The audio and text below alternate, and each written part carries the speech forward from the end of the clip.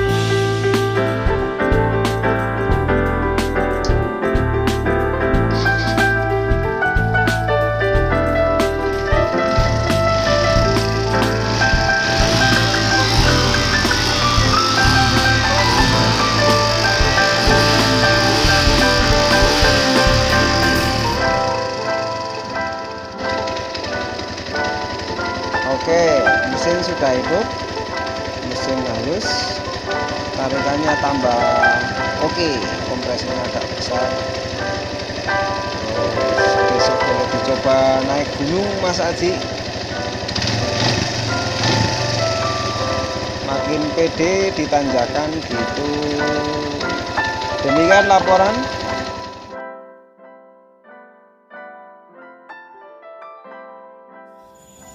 Nah oke, jadi ini kemarin setelah di skor klepnya, ganti ring shakernya, kemudian saya pakai selama kurang lebih 2 minggu.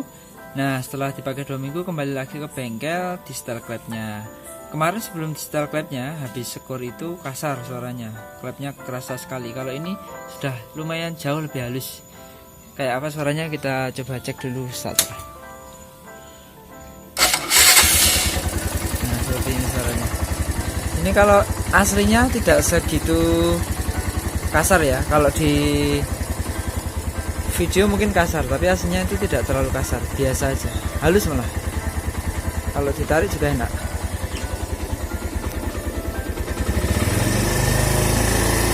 Seperti ini.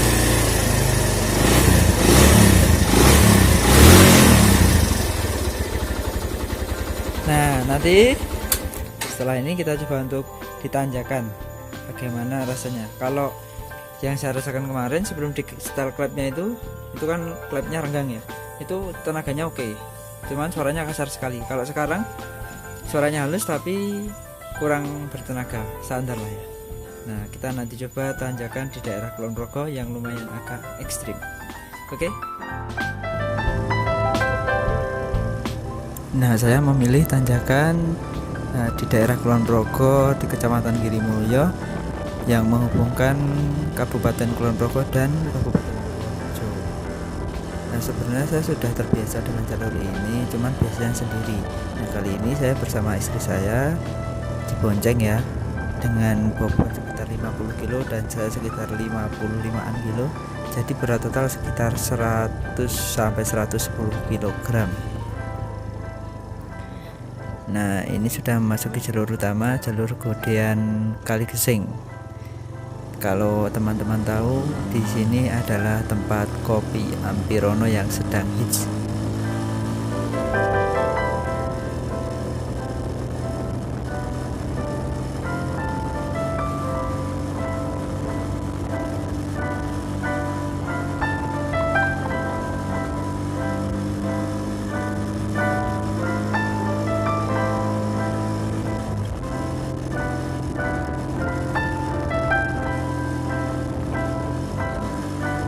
Nah ternyata berboncengan itu rasanya berbeda ya, lebih berat rasanya. Sejak awal naik di depan kopi Ampirono itu sudah terasa agak berat, tidak seperti biasa ketika saya sendiri. Jadi membutuhkan gigi yang lebih rendah. Ini saya dominan di awal-awal tanjakan ini menggunakan gigi 2 dan 3.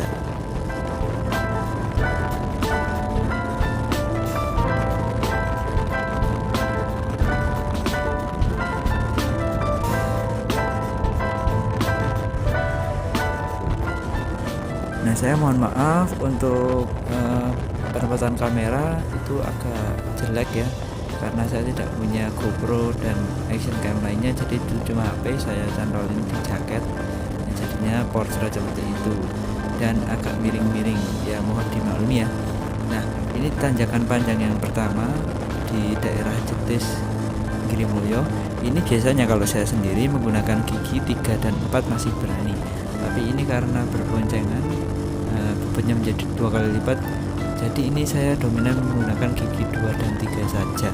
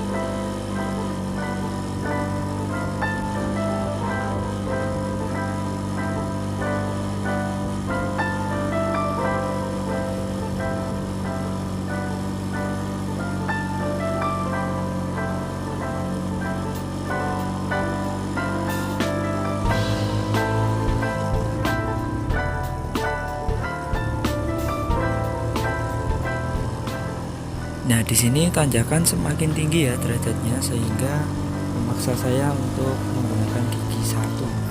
Beberapa tempat di tikungan-tikungan itu menggunakan gigi satu karena memang nafasnya habis.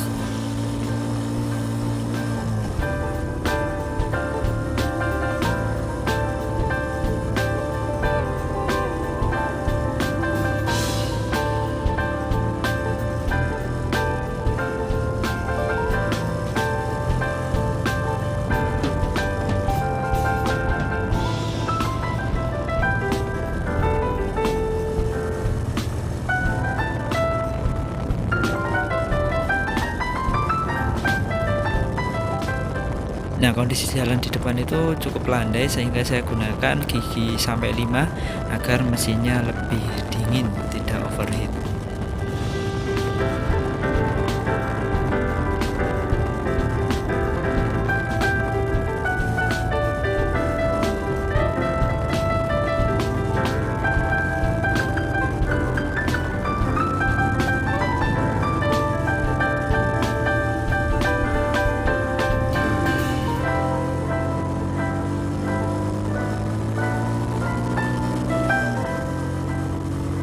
Nah, setelah ini akan melewati tanjakan yang namanya tanjakan Bibis. Tanjakan yang paling ekstrim mencapai sekitar 45 derajat dan panjang sekali.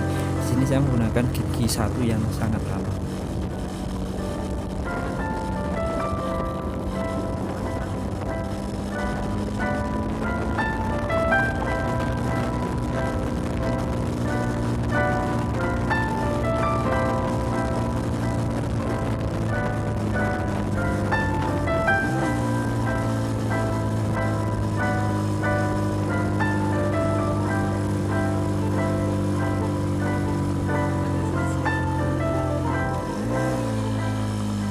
Nah, inilah tanjakan Bibis yang kemiringannya sekitar 45 derajat. Di sini memang kalau menggunakan motor-motor bergigi itu rata-rata menggunakan gigi satu. Bahkan Matic pun di sini akan sangat pelan ya. Kalau mobil juga menggunakan gigi satu, kalau truk yang ada low-nya akan menggunakan gigi low.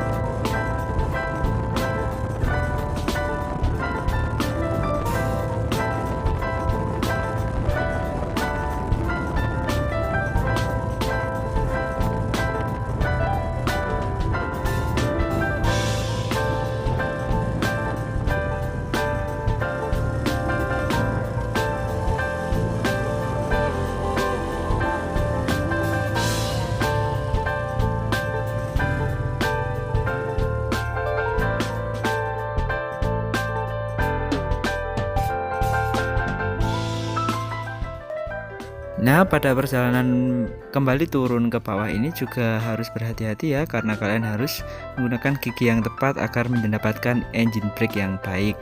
Kalau tidak menggunakan engine brake, apalagi motor-motor matic itu sering blong di sini ya. Banyak kejadian laka di sini.